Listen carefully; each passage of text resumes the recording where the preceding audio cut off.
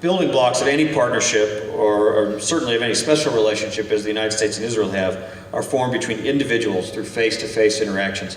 And I think about the United States-Israel relationship as existing on two planes. The one that is in the headlines every day is the security, the strategic, the political connections between our governments, our militaries, our intelligence services, which I'll talk more about, but is as strong and deep and intense as it's ever been. But all of that rests on a solid foundation. In fact, I think of it as a very thickly woven web of people to people and individual to individual contacts between Americans and Israelis of every walk of life, in business, in philanthropy, in education, in science and technology. And all of you being here are thickening that web and strengthening that foundation. The relationships we build through these personal connections are vital, and Jewish American organizations play a big part in shaping the connections between American Jews and Israel, and by extension between America and Israel, and contributing to strengthening the special relationship and helping secure Israel as a democratic beacon in the region and the world. Of course, just one example, the Jewish Federation has helped send thousands of young Jewish men and women to Israel on the Taglit Birthright program to realize their own personal connections to the Jewish state, and of course there are so many other examples. In fact, it's easy to draw virtually hundreds, even thousands of lines between every Jewish community in the United States and Israel and other places that have been affected in a positive way through the work of the Jewish Federation. And as I said, it's the personal connections that matter much. It's amazing how much we can learn by simply sitting across the table from someone, even for just a few moments. Much more than a book can teach us, much more than just taking someone else's word for it. That's true for an American Jew from Champaign, Illinois, like myself, sharing a drink for the first time with a Hasidic rabbi from Poland, or an Israeli of Moroccan descent in Afula, or an Israeli Arab citizen of Nazareth. That's true for Jewish Israeli kids from Jerusalem playing basketball with Palestinian neighbors. It's different when you know the people personally. Former President Clinton visited here last June to celebrate President Shimon Peres's 90th birthday. And in his remarks, he said something very profound. It is essential to expand the definition of us and shrink the definition of them, so that people of different faiths, backgrounds, and ideologies can live together in harmony. I think that's a vision we can all get behind. So I want to share with you a little bit about some of the programs the United States Embassy runs, and in cooperation sometimes with USAID, the U.S. Agency for International Development, here in Israel, to support those types of goals. One is the Harvard Negotiation Skills Workshop. For the past 3 years, the U.S. Embassy has partnered with the Amal Education Network and Harvard Law School, with funding from the State Department's Middle East Peace Initiative, to support a negotiation skills program. The program's goal is to create a network of young adults representing Israel's varied geographic, cultural, religious, and ethnic groups who are taught to listen dynamically and engage constructively. It teaches them to analyze situations critically, examine and challenge their own and others' assumptions, listen to the other party's needs and interests, cooperate in seeking and developing mutually beneficial, legitimate, and sustainable solutions. This year's project brought together 350 high school students from different communities, cultures, and religions around Israel to learn practical negotiation skills taught by professional facilitators using a unique methodology developed for the project by Harvard University. Experts from the United States, Israel, and Jordan shared stories from their personal and professional negotiation experiences, including the former Jordanian Chief of Intelligence, General Mansour Abu Rashid, and retired General Baruch Spiegel, who spoke about their efforts to negotiate the Israeli-Jordan peace treaty. In the end, the students came away with the right tools for taking a positive approach to dialogue, and they all believed the program had brought the group, both Jews and Arabs, and religious and non-religious Jewish Israelis, closer together. These are skills that we think we can help by teaching, we can help make a big contribution to some of the internal questions that Israelis face, but certainly to the challenges Israel faces with its neighbors. I'll mention another one of my favorites, Peace Players International. The USAID has partnered with Peace Players International to bring together Palestinian and Israeli kids and young adults, not only to play basketball together, that's the Peace Players, but to interact face-to-face through other youth activities, such as a leadership development program and a coaching for reconciliation program. One of my favorite days as U.S. Ambassador was to put on my shorts and tennis shoes and get on the court and play with these kids this one afternoon. And I saw how the partnership enables those young people to bridge divides, develop mutual trust and cross-community cooperation, and cultivate grassroots supports for a just and lasting peace. Arab, Jewish, Palestinian, Israeli kids playing as teammates. I'll mention one more. Partners as parents. Parents as partners, rather. 2 weeks ago, my wife Julie visited an early childhood daycare center in Abu Kaf, which is a Bedouin village in the Negev. The center is part of a program run by one of our partners, the Arab Jewish Center for Equality, Empowerment, and Cooperation, called the Negev Institute for Strategies of Peace and Development. This program is called Parents as Partners, and it seeks to empower Bedouins, with Israeli citizens, with the confidence to be more involved in their communities and society at large. Julie also visited the Hagar Association's Jewish-Arab bilingual school in Beersheba, one of the few of its kind that has both Jewish and Arab students in it in Israel, which receives funding from the U.S. Embassy and USAID. And Julie, who herself is an early childhood educator and understands the value of bilingual education and cross-cultural education to developing open, tolerant, and successful students, was really impressed with how these classes are helping prepare those students to live a more peaceful future with their neighbors. And during the visit, she told a group of sixth graders how pleased she was to see them all learning together, playing together, and most important of all, trusting each other. Now, the same holds true for U.S. diplomats, including myself, and we make it a point to get to know the country we're living in and the people with whom we're living and have those face-to-face interactions and encounters. Whether it's between students, businessmen, businesswomen, religious leaders, families, neighbors, or entire nations, those personal relationships built on mutual respect, trust, kindness, and charity are the truest, most long-lasting guarantees of peace. And of course, all of you know that already from your work in the Federation. Those person-to-person interactions humanize those on the other side of the fence. They help us to develop sympathy, dispel negative stereotypes, and give us hope that what can be accomplished on a micro scale can ripple across the bigger picture. Social and political, even geopolitical change has to start somewhere. It starts at the person-to-person level. And as with the civil rights movement in the U.S. or the upheavals in the Arab world over the past few years in this region, change happens most genuinely from the bottom up. And over time, those changes, we believe, can lead to positive opportunities for Israel to improve its relations with its neighbors. But we also know, and we're not naive, that these changes don't happen overnight. And the United States is and will continue to be clear-eyed about the threats in this region, particularly the ones which continue to affect our ally Israel. We'll be tough and resolute in standing against them together with our partner, and we never waver from acknowledging those threats. But in fact, I would say, in the face of both the common challenges of those threats and the common opportunities we perceive to build a better region, the U.S.-Israel relationship is as close as it's ever been. At its heart, of course, is, as I mentioned this morning, an ironclad commitment to Israel's security. Now, President Obama underscored this fact during his historic visit to Israel last March. He wanted to highlight a number of things. He highlighted the joint training by the IDF and the U.S. military. Last fall, 1 year ago, we hosted the largest ever joint military exercise between the United States and Israel, Operation Austere Challenge, in which over 1,400 U.S. troops came to help prepare and plan and drill defending Israel from ballistic missile attacks. A tremendous interactive training opportunity and preparation for a conflict we hope never occurs, but we need to be ready if it does, between Israeli and American service members. But there are joint training opportunities going on nearly every day, sometime at the small unit level, sometime between our special operations forces, who have both developed expertise in counterterrorism techniques, Israel because of the threats it faces, the United States because of our involvement in places like Afghanistan and Iraq, and both militaries come away stronger, better equipped, with greater knowledge and better interoperability, if that's ever needed, from those opportunities. He also highlighted the sharing between our intelligence services, which has reached unprecedented heights. As both of us confront these myriad challenges in the region, each of us brings to the table specific intelligence capabilities and techniques.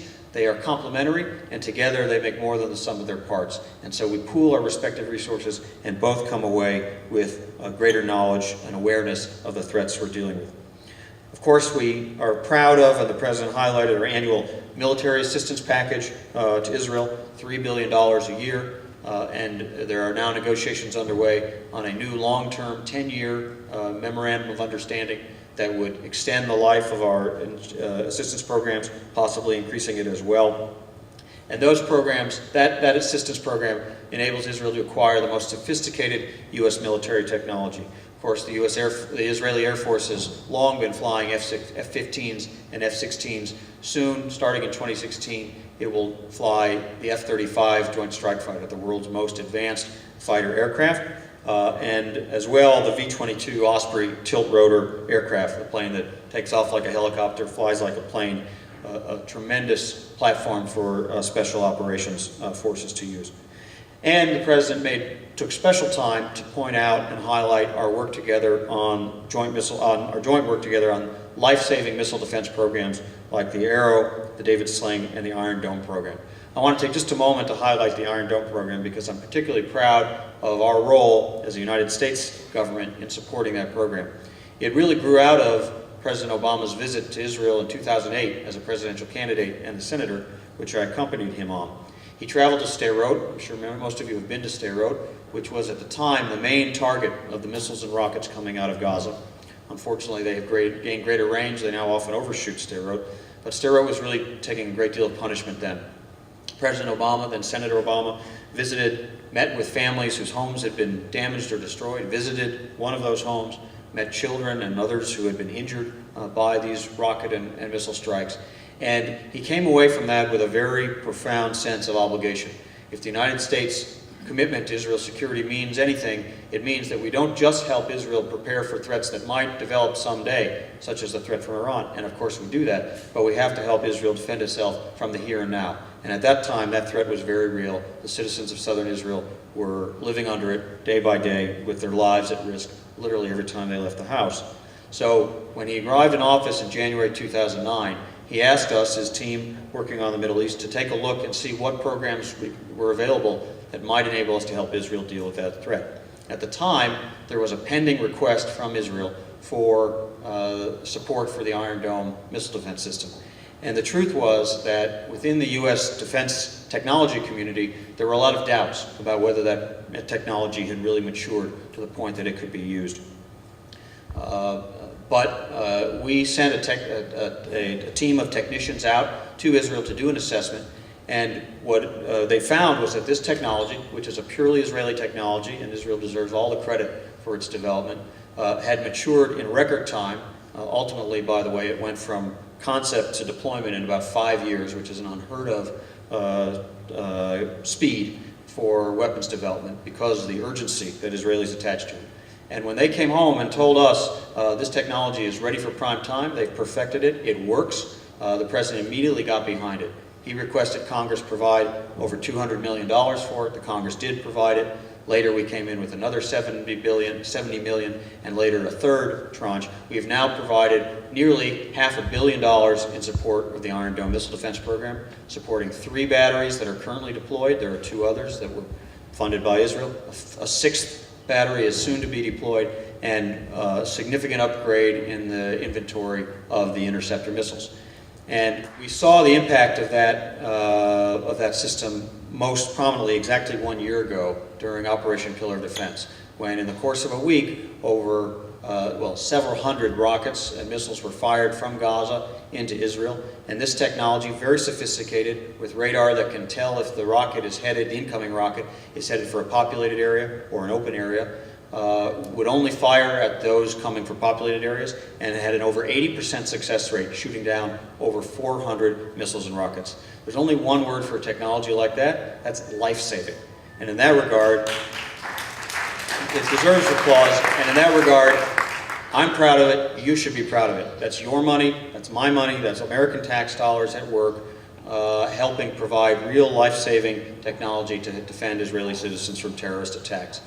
It even did more than that. It even came with a strategic benefit that even I think the designers didn't realize, in that it gave the Israeli government time and flexibility to determine how to deal with that attack, how to deal with those strikes if any of those strikes had been successful and penetrated the defenses and hit an apartment building or a school or a business and killed a significant number of Israeli citizens, undoubtedly there would have been a ground operation into Gaza. As it was, with more time and more flexibility, the Israeli government worked with us and with Egypt on a diplomatic solution and ultimately a ceasefire that, while not perfect, has provided the residents of southern Israel more peace in the last year than they'd had any time in the previous 10 years. So we're very, very proud of that commitment that we've expressed through support for Iron Dome.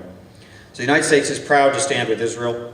We know that in doing so, because we face common threats in the Middle East, whether it's terrorism, whether it's the proliferation of weapons of mass destruction or missile systems, or whether it's the instability all around Israel, it means that we're enhancing our own security as well. Now, when we talk about the threats that we face together, the civil war in Syria and the brutal use of chemical weapons by the Syrian regime also represents such a threat. And it was the credible threat of force by the United States in August and September that ultimately led to a diplomatic agreement that, if implemented, will in fact mean the elimination of Syria's chemical weapons capability. But we shouldn't confuse the progress that's being made against Assad's chemical weapons stockpile with any kind of complacency within the United States government or the international community about the ongoing conflict in Syria. We do applaud the work of the Organization for the Prohibition of Chemical Weapons, the OPCW, along with the United Nations. They're doing good work in Syria, carrying out inspections and even destruction initially of chemical weapons production equipment and ultimately the weapons themselves. And we're encouraged by the progress they've made so far. But of course, we've not forgotten that a bloody civil war continues to take the lives of Syria's people, including, most tragically, its children. We do remain committed to the larger diplomatic effort to reach an end to that war and to Bashar al-Assad's brutal dictatorship. We continue to work with our partners to bring the Syrian regime to the table and to strengthen the legitimate opposition so that they will be in a position to negotiate a peaceful settlement, a peaceful political transition that ultimately recognizes the rights of all the Syrian people. As Secretary Kerry wrote in a recent op-ed, it's the responsibility of the international community to stop this human catastrophe before a whole generation of Syrians is lost forever. Now, I talked about the threat of terrorism in the sense of rockets. I want to mention another example of terrorism that we've recently observed and on which the United States and Israel are looking to cooperate closely.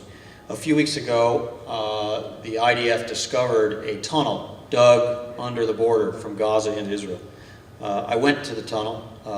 Brigadier General Edelstein, the Gaza brigade commander, took me down into this tunnel. It's a remarkable tunnel. The IDF estimated it had been under construction for over a year. It's over 1.7 kilometers long, starting under a house in Gaza and ending in a field in Israel. It was large enough for a person about my side to walk comfortably through it. It was professionally made with prefabricated cement walls and arches and electrical wiring and telephone wiring all the way from its end back into Gaza.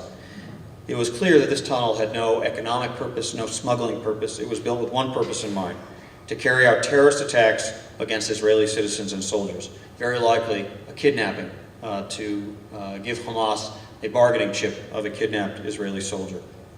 It's one of, unfortunately, many tunnels, and others have been discovered, but others have very likely not been discovered. And the revelation of these tunnels, like the bombardment of rockets Israel faced a year ago, illustrates how persistent the enemies of Israel, of freedom, of peace are, how committed they are to their ideology and their purpose. And likewise, it tells us how vigilant we have to be in combating them. Where we can, such as in the area of missile defense, we're helping provide Israel the means to defend itself. We are both searching for technology that will help detect these tunnels before they are used. But as always, and this is the critical message I tried to convey when I visited that tunnel and condemned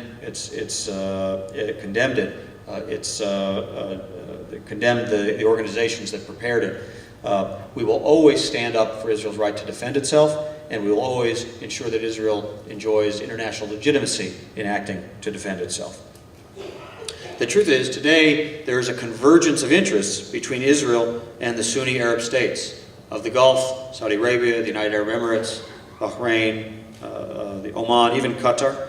Egypt, Jordan, the North African states as well. All of these countries perceive threats from Iran, from Hamas, from Hezbollah, from the Muslim Brotherhood, from Assad Syria, and from Al-Qaeda. That's a lot of common enemies. All of these countries perceive themselves, and we perceive them, as part of the United States network of friends in the region, and seek to have a continued U.S. leadership role in the region. An Israeli-Palestinian peace would remove a lot of the excuses and open the door to more open Israeli-Arab strategic cooperation against those common threats among those U.S. partners. Now, achieving this kind of peace would also be a tool to use in defeating extremists throughout the region. It wouldn't be a panacea for every conflict in this region, no, certainly not, as we've seen so many other conflicts spin off on their own direction. But it would be an important tool. It would promote greater trade and commerce between Israelis and Arabs. It would encourage people throughout the region to get a little closer. It would lower taboos. It would allow them to interact more often and to continue building those relationships, people to people, that I spoke about earlier, that will cement that peace for a very long time. Now, there's a very, very long way to go to make that vision a reality, but it is a vision worth pursuing. Finally, let me return to Iran, which is so much in the news today and which I spoke about this morning. There is no greater priority for the United States and for Israel than preventing Iran from acquiring a nuclear weapon. On this crucial issue, the United States and Israel share an identical objective. President Obama has been crystal clear in stating that he will not permit Iran to acquire a nuclear weapon, period. And we are prepared to use all elements of our national power to ensure that we are successful. Our coordination with Israel in support of this shared goal has been intensive, it's been continuous, it's been highly effective. It continued just yesterday when Undersecretary of State Wendy Sherman, our lead negotiator in the P5+1, got on a plane in Geneva, and her first stop was not home, having been away from Washington for over a week. It was Tel Aviv, and it was Jerusalem, to come and have long, detailed, intimate discussions with the Israeli government on what was happening in Geneva and what the prospects were. We do that before every session. We often do them during sessions by various forms of electronic communication, and we always do it after every session. That effective coordination, together with many other nations, has allowed us to put in place the strongest sanctions regime in history, which has brought Iran to the negotiating table. Iran has suffered far more economic pain from the sanctions than it expected, and many Israelis expected, that even many Americans expected, losing tens of billions of dollars of oil revenue because of the difficulty in selling its oil around the world. It sells something like 40% of what it sold just a little over a year ago, and it has no access to the international financial institutions and the international banking system, all of which have put huge pressure on the Iranian regime, and have probably produced the change of government that has brought a new Iranian president to the table. Now, in these negotiations in Geneva, we're not going to squander the leverage that sanctions have given us. We're not going to take Iran's word for anything. We're going to require that any deal be ironclad and solid and verifiable. And to be very clear, no deal is better than a bad deal, and we will not agree to a bad deal. What we're seeking with our P5+1 partners is to test whether Iran is prepared to ensure that its nuclear program can only be used for peaceful purposes. We're trying to test to see if the new positive words from the Iranian president, the Iranian government, are matched by their willingness to take positive actions that can be verified. We're not trusting, we're testing. We're trying, in the first instance, to reach an agreement on an initial 6-month phase that freezes and rolls back the Iranian program in several important respects. During that period, Iran could get access to very limited sanctions relief, which the United States would be able to control and modulate. But the main oil and banking sanctions, which have really had the massive impact on Iran's economy, would remain completely in place. And the pressure from those sanctions would continue even in the 6-month period when there might be modest sanctions relief in other areas. With the time that first phase agreement would give us, we'll seek to negotiate a comprehensive agreement that ensures once and for all that Iran cannot acquire a nuclear weapon, and it would have to cover all aspects of Iran's nuclear program for us to have that confidence. Our goal is very clear. is to prevent Iran from acquiring a nuclear weapon through diplomacy and sanctions if possible. That has always been our preference. I believe it is also the Israeli government's preference, but using other means, including a military option if that's necessary, another area where the United States and Israel agree. And because we are so committed and so determined to achieve this goal, I'm very, very confident that we will not fail to achieve it. I am very much following the world news going on, and one thing has drawn my interest a lot, which is Egypt, and the dropping or the appearance of the layman of U.S. aid to Egypt, and I'm curious as to why that policy, what exactly the policy is, what it will be in the future, and if that will affect any strategic alliance with Israel and the U.S. The United States has considered the peace treaty between Egypt and Israel to be one of the pillars of stability in the region. It's obviously had a huge positive impact on Israel's security over the last 35 years, and it's been an important platform for the United States to develop its own strategic relationship with Egypt in addition to Israel. And that triangle has really been a very valuable part of Middle East stability. When the Egyptian transition began and went through its ups and downs, initially a period of instability and violence, then ultimately a somewhat chaotic but ultimately organized election, which most people agreed was a free and fair election. It produced an outcome. And that outcome was the election of a Muslim Brotherhood leadership, President Morsi. While he was elected democratically, that doesn't mean he was governing democratically. And it was the decision at a certain point last summer in July of the Egyptian military ultimately to remove him from office because of the direction of non-democratic governance that the country was taking. Now, the United States has certain laws about our U.S. assistance, which take into account questions of when democratically elected governments are removed from power. Obviously, in a case where they're not governing democratically, that's a noteworthy detail that needs to be taken into consideration. And in fact, we didn't trigger that legislation in the first period after the change of government. What we did say to the Egyptian leadership at that time was, we value this relationship, we want it to continue, we want to maintain our U.S. to Egyptian military relationship for the reasons I stated, and what we hope is that the leadership can begin resuming toward a path of democratically elected, civilian-controlled leadership within a reasonable time scale. And of course, above all, we counseled against the use of violence against civilians. Unfortunately, there were some very significant incidents of violence later in August, in which hundreds, if not over 1,000, people were killed. It's complicated. It's not violence only going in one direction, but certainly there was violence used against civilians. Ultimately, looking at our law and our values and our principles and our interests and our desire for Egypt to remain a stable country and resume its path, even if it's a path that takes some time, toward democratic governance, really forced our hand. And the president making a decision that probably was less than Congress would have made, had Congress made the decision on its own, elected to suspend certain of our assistance programs to the Egyptian military. It's a suspension, it's not a cut, it's not a cancellation. And what we want very much to do, and Secretary Kerry indicated this when he visited Egypt last week, is to work with the Egyptian government and Egyptian society at large on resuming the path of an inclusive transition back toward democratically elected civilian-controlled leadership. In that case, where that's the trend and that's the progress that's being made, it's a greater likelihood that sooner rather than later we'll be able to resume the kinds of assistance that has been suspended. In the meantime, Egypt and Israel have remained very good partners, particularly in tackling the problem of terrorism emanating from the Sinai Peninsula, which has been somewhat ungoverned, but the Egyptian government is putting more focus on, and the problem of smuggling of weapons into Gaza through the tunnels.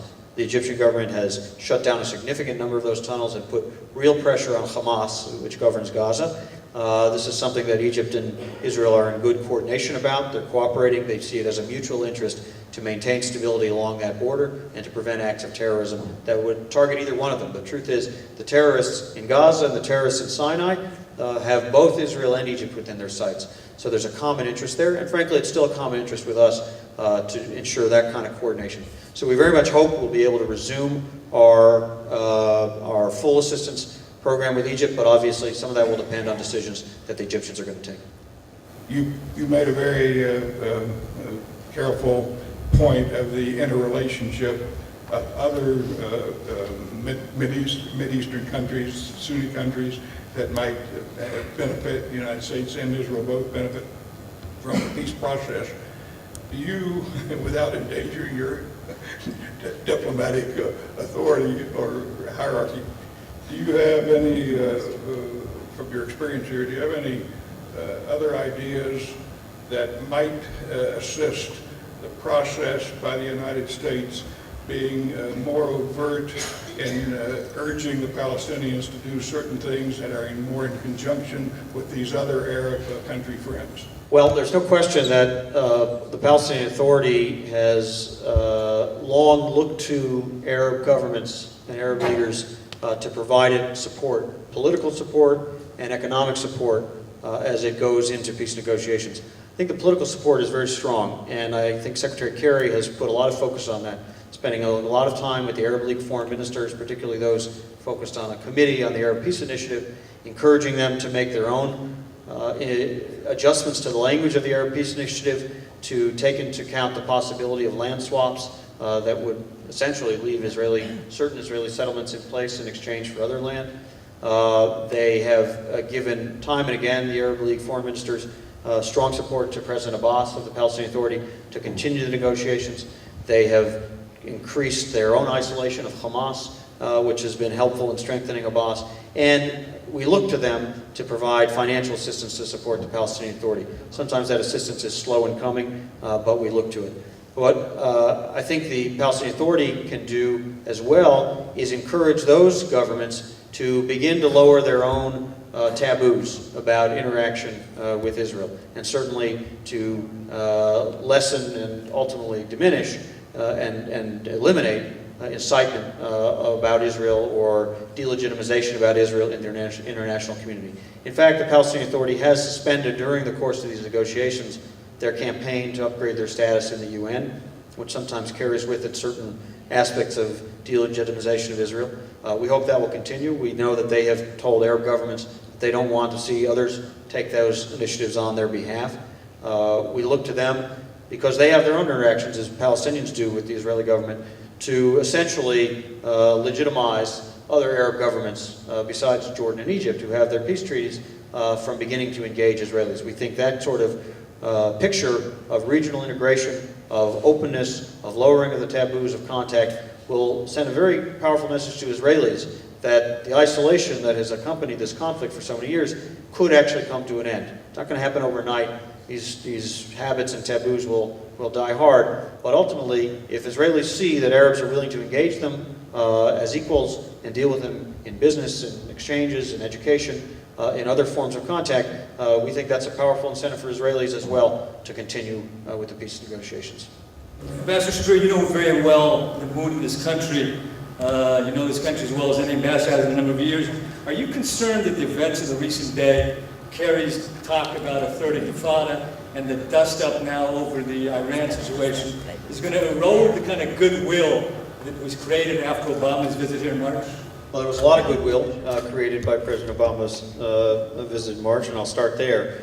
It was early in his second term, early in the Prime Minister's new term following his re-election, and while many people thought it was not a trip the President would take because there wasn't an immediate breakthrough immediately preceding it in the peace negotiations, which has really been the pattern for all previous presidential visits to Israel, he felt it was important to come, to demonstrate our commitment, to demonstrate our friendship, our commitment to Israel's security, not only to Israelis, although most importantly to Israelis, but also to others in the region. If anybody had any doubt about whether the United States was going to remain committed to Israel and its security. So he came, he had 3 days to engage with the Prime Minister and his team, a lot of interaction with the Israeli public, including a very memorable speech elsewhere in this building, and as well as visits in the Palestinian areas and in Jordan.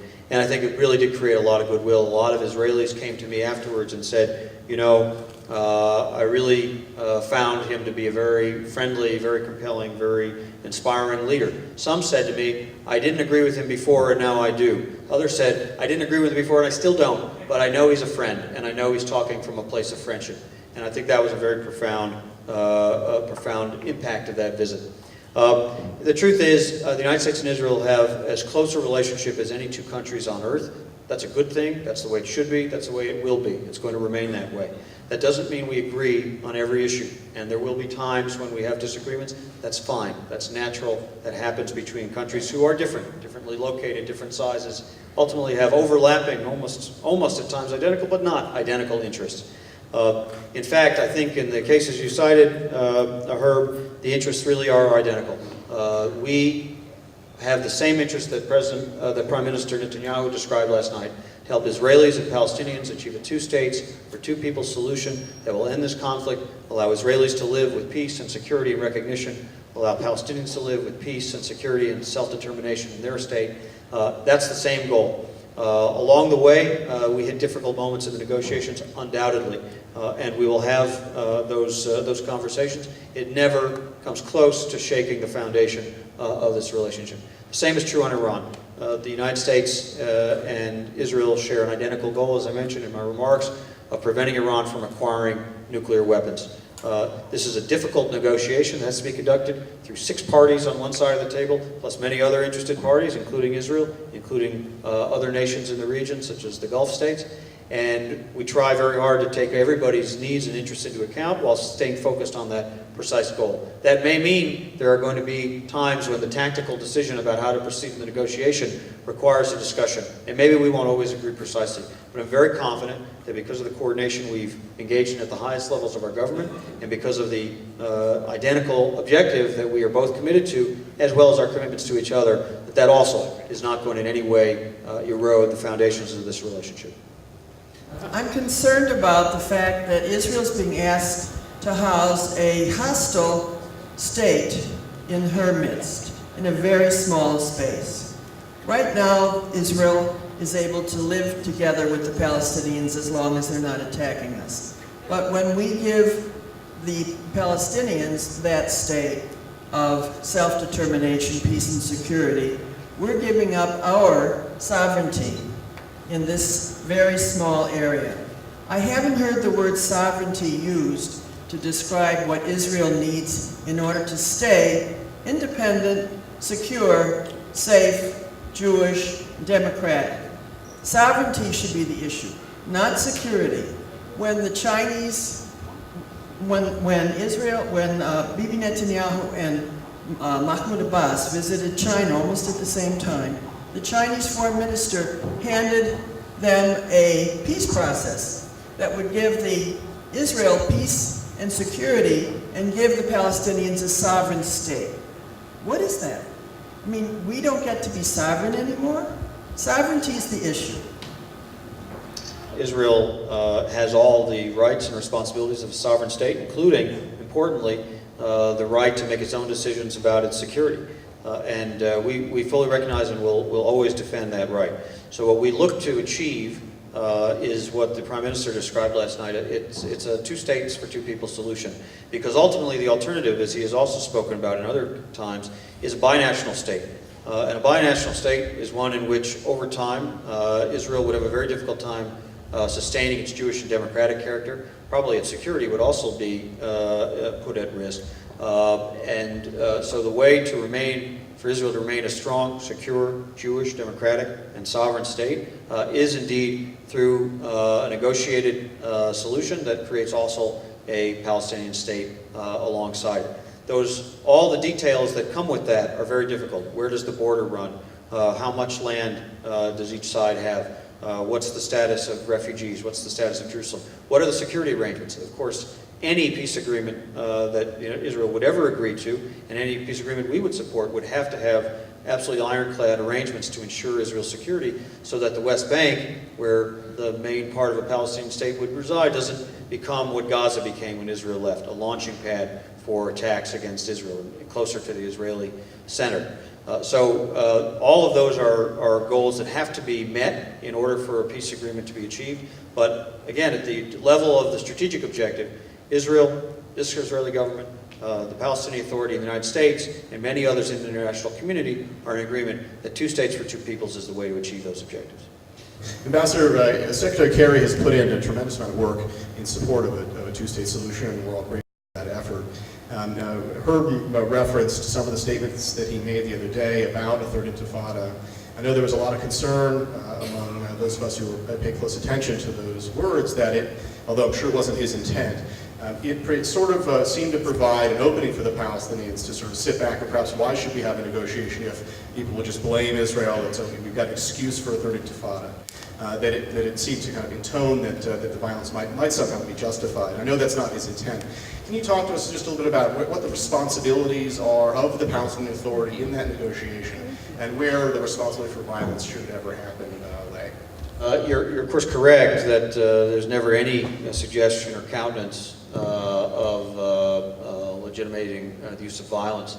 I think the Secretary's point to both sides has been that this conflict, difficult as it has been, and difficult as the negotiations are to resolve it, won't get easier over time. It will get harder. It will get harder for both sides. It will get harder as the populations become more intertwined. It will become harder as populations on both sides become disillusioned with the very idea of two states, putting at risk that goal, putting at risk that strategic objective, and maybe making more people on both sides say, well, we'll try to we'll make a go of it with one state. And that's a bad outcome for both sides. For Israel, as I mentioned, it's going to mean serious question about whether it can sustain its Jewish and democratic character, and of course its international the international recognition and legitimacy it deserves and craves.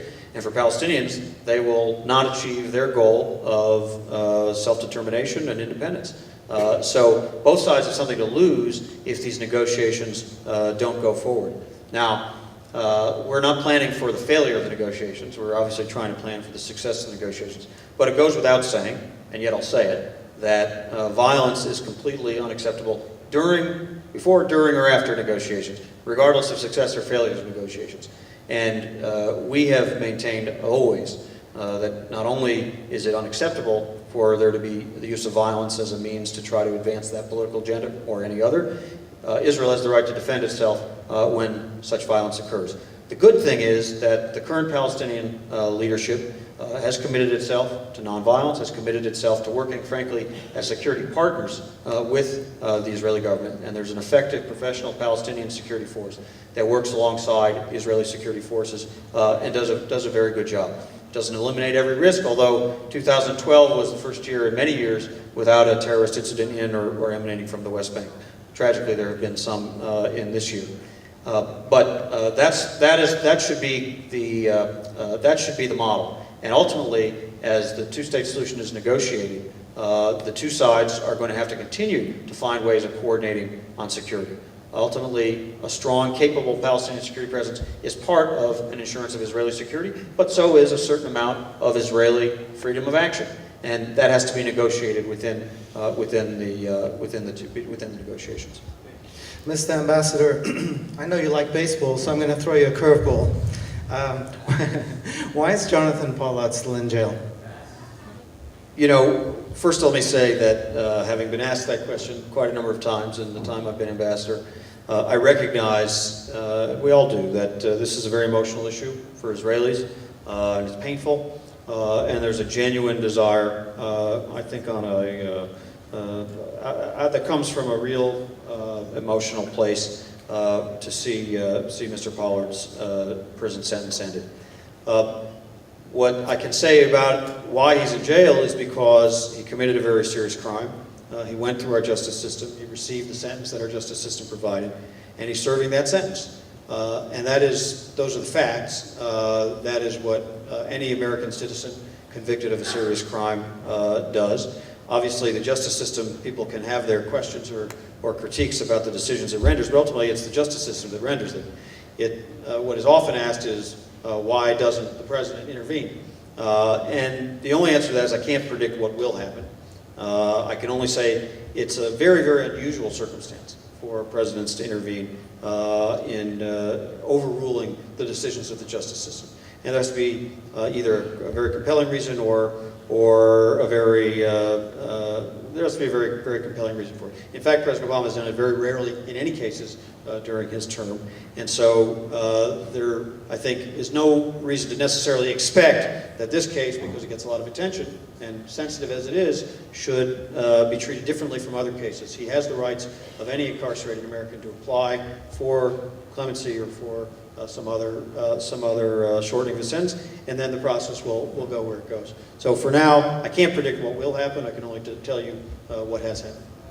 One idea I've been hearing recently going around with some of my peers, given the animosity of Hamas towards even the concept of Israel existing, I've been hearing a lot about a three-state solution rather than a two, given that any possible solution with Israel still on the table would not be acceptable to Hamas in Gaza. Without any comment, obviously, into the negotiations that are going on, just your personal opinion, what do you think about that possibility? Well, our goal is a two-state solution, and the West Bank and Gaza both, whatever parts are agreed upon, being part of a Palestinian state that's at peace with Israel. The solution you mentioned essentially concedes the indefinite rule, potentially permanent rule, of a terrorist organization in Gaza. And we don't think that should be conceded. While Hamas is entrenched and has proven difficult to remove, we do believe they're under pressure. We do believe they're taking on significant burdens because of the closure of the tunnels, because of the change of government in Egypt away from a Muslim Brotherhood government.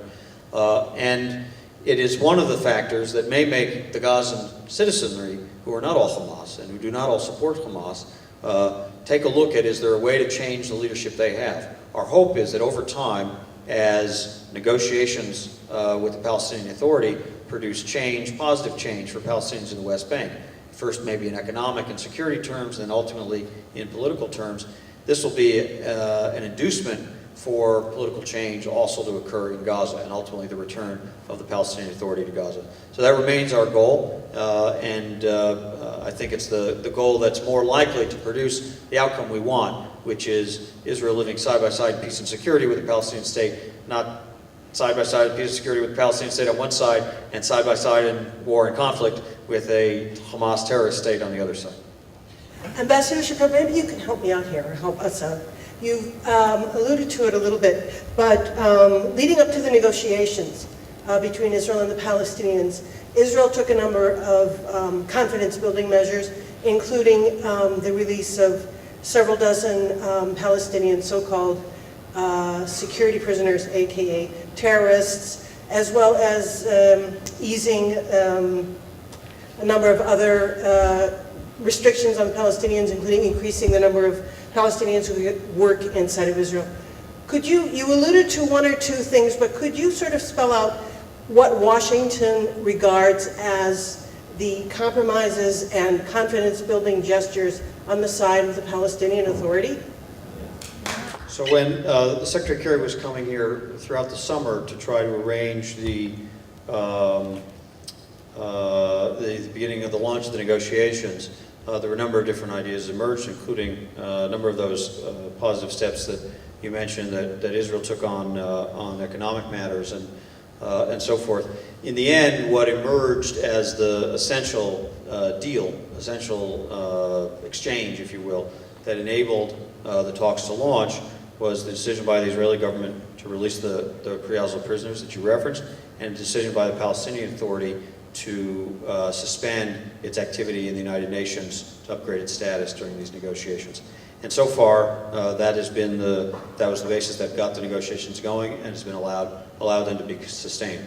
I should mention that we believe the decision to release prisoners by Prime Minister Netanyahu was extraordinarily difficult clearly very unpopular among the Israeli people, and in that sense, in its own way, a courageous decision because it was unpopular, but he felt it was necessary as a means to get these negotiations underway. I think President Abbas also took some hard decisions, in particular that there had been, he had said for many years that he would not negotiate without a settlement freeze, and in fact he did come to negotiations without a settlement freeze. And so that is also a change, which was, by the way, quite unpopular on his side. In the meantime, the security cooperation that I referenced earlier to Josh's question continues. There is still excellent coordination between Israeli and Palestinian security forces that, despite some tragic incidents of terror and perhaps other forms of violence, has continued to make overall a better security environment. And so we consider that to be we consider that to be a measure each side takes to help the other. That doesn't mean there isn't still significant questions and doubts, each one about the other's sincerity in the peace talks. Ultimately, though, that's got to be dealt with at the table, negotiating the core issues.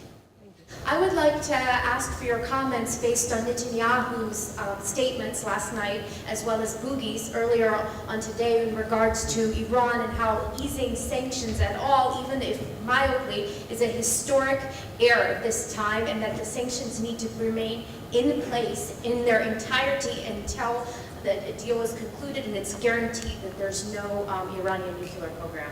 Well, we believe the sanctions have been extraordinarily effective and extraordinarily important. As I mentioned, they've put huge economic pressure on the Iranian government, and ultimately that's produced some political pressure. And by no means are we going to give away that leverage before we have absolute confidence that a comprehensive agreement can be reached. What we are trying to do is reach a first phase agreement that would essentially put time on the clock. It would freeze and roll back certain aspects of the Iranian nuclear program to give us the time we need to negotiate that comprehensive agreement, because that's going to take time. It's technical, it's complex, it requires experts to really dig into a lot of details about sites and systems and verification and so forth. And what we don't want to see happening is to see the program progress during those negotiations, because if it progresses during the negotiations and ultimately the negotiations fail, Iran will, even with the sanctions in place, have crossed a line that we don't want to see them cross. So the goal is to provide this 6-month period in a first phase. Obviously it hasn't been agreed to yet, in which a limited amount of very limited and reversible and easily controlled sanctions relief might be part of it in exchange for the freezing and rollback of parts of the Iranian program. But the main architecture of the sanctions, the oil and banking sanctions, which have really had the crushing, crippling economic impact on Iran, would remain very much in place, and in fact they would increase. Their pressure is set to increase as the time goes forward. Our actual belief is that we are more likely to gain greater international adherence to those sanctions during a 6-month first phase agreement than if we do nothing. If we do nothing and we simply try to negotiate directly now for the comprehensive agreement and no change on sanctions, what we're going to see increasingly are other countries dropping out of the sanctions enforcement. That we don't want to see. We try very hard to make sure all countries understand their responsibilities and the cost that they'll incur if they don't adhere to all the sanctions. But we think will actually maintain greater adherence to the important main sanctions architecture on oil and banking sanctions if we're able to proceed into this first phase. We would be pleased to send a complimentary DVD of this program to anyone who wishes to support Shalom TV with a tax-deductible gift of $36, double high or more, to the nonprofit organization Jewish Education in Media. Simply visit the Shalom TV website homepage and click on the Donate button to make a donation by PayPal or your credit card. And please indicate the program for which you would like a DVD. Or you can send your tax-deductible check made out to GEM. To GEM, Post Office Box 180, Riverdale Station, Bronx, New York, 10471. And again, please remember to indicate which program you would like to receive on DVD with our compliments. And we thank you for your kind support.